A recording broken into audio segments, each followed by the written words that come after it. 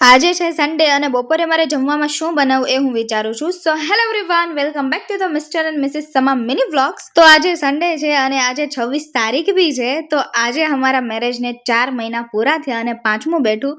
તો હું એ વિચારું છું કે આજે સન્ડે બી છે, 26 તારીખ બી છે, અમારા મેરેજને 4 મહિના પૂરા થયા.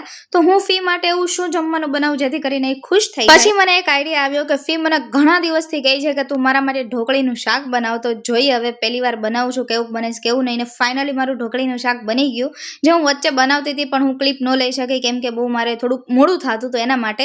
અને ફીને મેં કીધું તમારા માટે ઢોકળીનું શાક બનાવ્યું છે. તો ફીનું રિએક્શન કંઈક આવું હતું. અને વધારે એક્સાઇટમેન્ટ મને અને ફીને એટલે થાય કેમ કે હું જે કંઈ બી બનાવું છું ને અહીંયા પહેલી વાર જ બનાવું છું. તમને લોકોને ખબર હશે કે મેં મમ્મીના ઘરે કોઈ દિવસ જમવાનું નથી બનાવ્યું અને અહીંયા આવીને બધું ફર્સ્ટ ટાઈમ બનાવું છું. એના માટે થોડુંક એક્સાઇટમેન્ટ હોય અને બધું હું પહેલી વાર બનાવું છું એટલે સારું બી બને છે. પહેલી વાર બનાવવામાં ઘણી બધી ગડબડ થાય પણ મારે કાંઈ ગડબડ થતી નથી. અલ્લાહના કરમથી બધું સારું જ બને છે. અને સાંજનો ટાઈમ થઈ ગયો અને એસીની નોઝલમાંથી અમારે થોડું ઘણું પાણી લીકેજ થાય છે તો ફી એના માટે કંઈક જુગાડ કરે છે. સાંજનો ટાઈમ છે તો ફી માટે હું ચા બનાવું છું મસ્ત કડક આદુવાળી.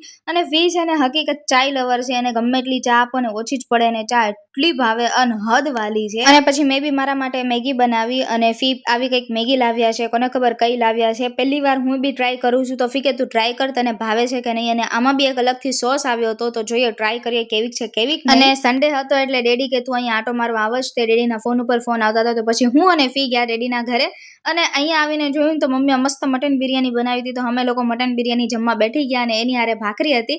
તો હું અને ડેડી અને ફી અમે ત્રણેય જમવા બેઠી ગયા. અને ફીને અને ડેડીને કંઈક શરત લાગી છે, તમને આગળ જોવા મળી. ફી અને ડેડીની જે બી શરત છે, જે ચેલેન્જ છે, એ તમારી સાથે હું વ્લોગમાં શેર કરીશ એટલે તમને બી ખબર પડે કે કોણ જીત્યું અને કોણ હારી. મળીએ તમને નેક્સ્ટ મિની વ્લોગમાં. Bye bye.